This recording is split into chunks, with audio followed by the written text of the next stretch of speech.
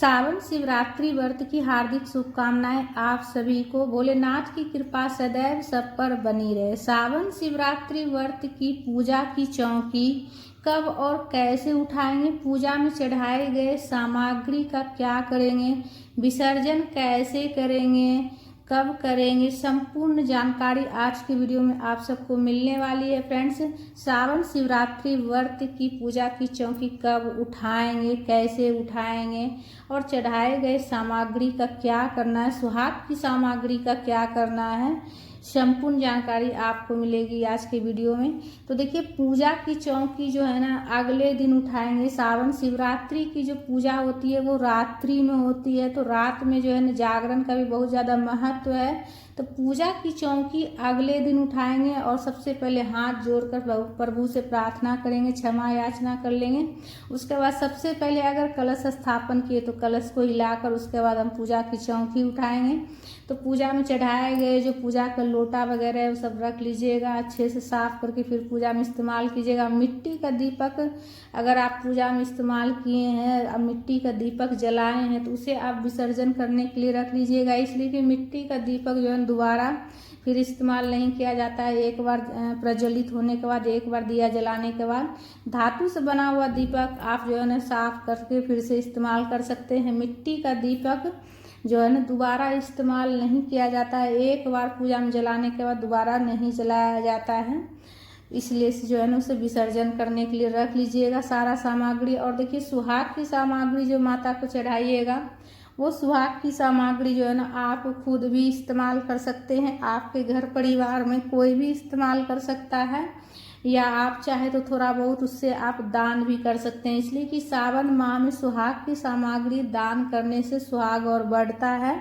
तो आप चाहे तो कुछ सुहाग की सामग्री दान कर सकते हैं। और जो दक्षिणा और जो फल चढ़ाइएगा उसे जो है ना आप उठाकर किसी पंडित ब्राह्मण को दान कर दीजिएगा। जो पूजा में दक्षिणा चढ़ाइएगा वो भी आप दान कर दीजिएगा, और इसके साथ में आप जो है ना कुछ सीधा वगैरह भी निकाल कर दान कर दीजिएगा। कलश अगर स्थापन किए हैं तो कलश के ऊपर का नारियल, देखिए हमारे यहाँ तो नारियल जो है ना फोड़ कर खा लेते हैं, ग्रहण कर लेते हैं, लेकिन आपको यहाँ अगर नहीं फोड़ा जाता है तो आप नहीं फोड़िएगा, किसी मंदिर में, शिव मंदिर में ले जाकर रख दीजिएगा। अगर आपके यहाँ नहीं फोड़ा जाता है तो शिव मंदिर में आप ले जाकर रख दीजिएगा, वैसे ही कलावा या फिर चुनरी लपेटा हुआ ही आप रख दीजिएगा। और अगर फोड़ कर प्रसाद ग्रहण करते हैं आप लोग भी, तो आप लोग भी जो है ना फोड़ कर प्रसाद ग्रहण कर लीजिएगा।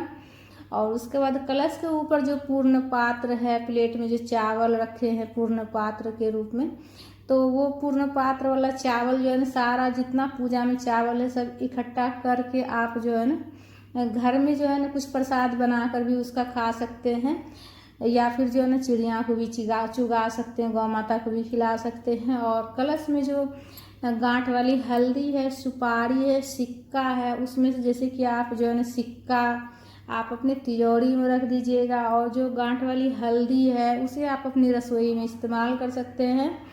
और जो विसर्जन करने के लिए आप सुपारी वगैरह रख दीजिएगा, और जल को जो है ना पूरा घर में छिड़क दीजिएगा, और जो बच जाए उसे आप जो है ना तुलसी के पौधा को छोड़कर किसी भी पेड़ पौधा में डाल सकते हैं, इसलिए कि जो है ना शिवलिंग की पूजा का जो है ना जल जो है तुलसी में नहीं चढ़ाया जाता। और जो कलश में जो रक्षा सूत्र बंधा हुआ है, कलावा बंधा हुआ है, वो आप जो है ना घर में कोई भी, आपके घर के कोई भी सदस्य जो है ना अपने कलाई पर बांध सकता है, इसलिए कि ये रक्षा सूत्र है, तो घर के कोई भी सदस्य बांध सकते हैं अपनी कलाई पर। और पूजा में जो जनेऊ चढ़ाइएगा वो आप जो है ना घर में अगर कोई पहनने वाला हो तो पहन सकता है, नहीं तो आप विसर्जन करने के लिए रख लीजिएगा।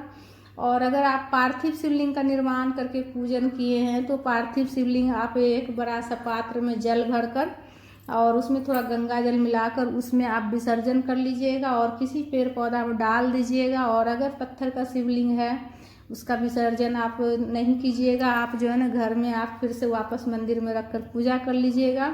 तस्वीर फोटो रखकर पूजा किए तो वो भी वापस आप मंदिर में रख लीजिएगा। और फूल पत्ती जितना है सारा इकट्ठा कर लीजिएगा, और इकट्ठा करके आप विसर्जन करने के लिए रख दीजिएगा।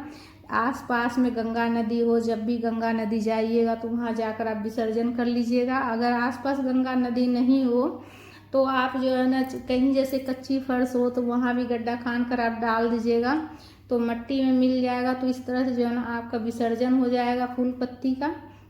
और जो पूजा में जो चावल चढ़ाए हैं वो सब चावल का आप जो है ना पूरा परिवार कुछ प्रसाद वगैरह बना कर ग्रहण कर सकते हैं, या फिर चिड़िया को भी चुगा सकते हैं। और चौकी पर जो आसन बिछाए हैं उसे आप फिर से धोकर जो है ना आप इस्तेमाल कर सकते हैं।